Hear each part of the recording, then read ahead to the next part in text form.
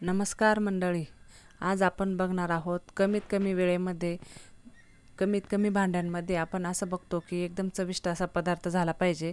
तर ही पावभाजी तुमच्यासाठी एकदम कमी वेळेमध्ये आणि कमी भांडे न भरवता एकदम मस्त अशी झटपट रेसिपी आहे। चला तर सुरुवात करूया।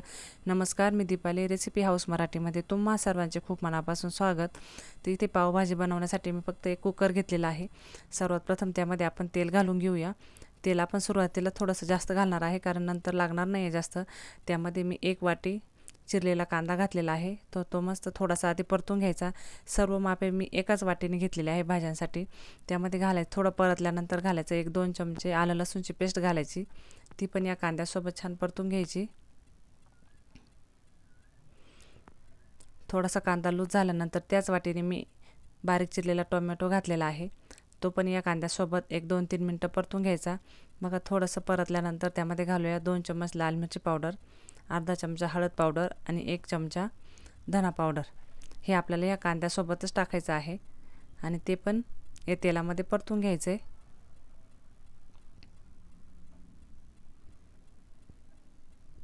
बघा, मस्त मसाले परतले गेलेले आहेत। आता यामध्ये आपण एक एक भाजी टाकणार आहोत। ज्या वाटीने कांदा टोमॅटो घेतलेला आहे त्याच वाटीने ह्या सर्व भाज्या घेतलेल्या आहे। 1 वाटी शिमला मिरची, 1 वाटी बटाटे, 1 वाटी हिरवे वाटाणे, 1 वाटी फ्लावर आणि पावभाजीला मस्त असा कलर येण्यासाठी इथे बीटाचे तुकडे घातलेले आहे आणि अर्धी वाटी गाजर। तर बीट घातल्यामुळे कलर पण छान येतो आणि पौष्टिक पण पावभाजी तयार होते। त्यामध्ये घालायचे मीठ घालायचं आणि मस्त 1-2-3 मिनटं ह्या भाज्या सर्व परतून घ्यायच्या। एकदम कमी भांडे भरतात अशी पावभाजी केली की आणि अजिबात जास्त वेळही लागत नाही। एकाच भांड्यामध्ये आपली पावभाजी तयार होते। तर बघा, मस्त 2-3 मिनटं परतून झालेलं आहे। त्यामध्ये आता आपण साधारण 1 ग्लासभर पाणी घालूया। तुम्हाला पावभाजी कशासोबत खायची, चपातीबरोबर, पावासोबत, ब्रेडसोबत, त्यामुळे घट्ट पातळ जशी हवी आहे त्यानुसार इथं अंदाजे थोडंसं कमी जास्त पाणी घालायचं। 1 ग्लास किंवा 1 ग्लासाला थोडंसं कमी घालू शकता। मस्त झाकण लावायचं आणि एकदम मंद गॅसवर 1च शिट्टी घ्यायची। 1 शिट्टीमध्ये ह्या सर्व भाज्या छान शिजल्या जातात, किंवा तुम्ही मिडियम गॅसवर 2 शिट्टीसुद्धा घेऊ शकता। बघा, मस्त आपल्या भाज्या शिजलेल्या आहे।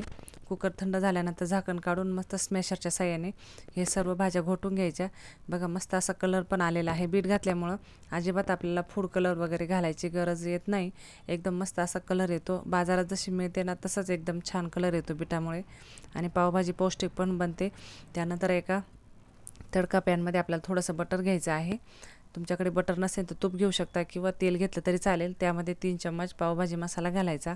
तो छान त्याला फोडणी द्यायची आणि आपण ज्या भाज्या घोटून घेतलेल्या आहे स्मॅश केलेल्या त्यावरही पावभाजी मसाला टाकायचा आणि झटपट अशी मस्त आपली पावभाजी रेडी होती। एकदम कमीत कमी वेळेमध्ये आणि कमीत कमी भांड्यांमध्ये ही पावभाजी तयार होते। कोणालाही पटकन जमेल आणि एकदम स्वादिष्ट आणि एकदम मस्त चविष्ट अशी भाजी तयार होते। तुम्ही म्हणाल एकाच कुकरमध्ये केली झटपट, पण एकदम छान अप्रतिम भाजी होते। तुम्ही नक्की ट्राय करा। त्यानंतर थोडीशी हिरवीगार कोथिंबीर घालायची आणि मस्त एक दणदणीत त्याला उकळी घ्यायची, म्हणजे आपली मस्त पावभाजी तयार होते। अजिबात जास्त तामझाम न करता मस्त झटपट एकदम आपली पावभाजी तयार झालेली आहे। तुम्ही ही ब्रेडसोबत, चपातीसोबत, पावासोबत कशासोबतही खाऊ शकता। आणि तुम्ही कलर पण बघू शकता, एकदम मस्त असा अप्रतिम कलर आलेला आहे आणि चव तर एकदम सुगंध मस्त येत आहे त्याचा। तर बघा, एकदम मस्त अशी आपली पावभाजी तयार झालेली आहे। तुम्हाला माझी रेसिपी कशी वाटली मला नक्की कळवा। आवडली तर लाईक, शेअर आणि सबस्क्राईब नक्की करा। पुन्हा भेटू अशा छानशा रेसिपीसोबत। तोपर्यंत आनंदी राहा आणि मजेत खात राहा। व्हिडिओ पाहिल्याबद्दल धन्यवाद।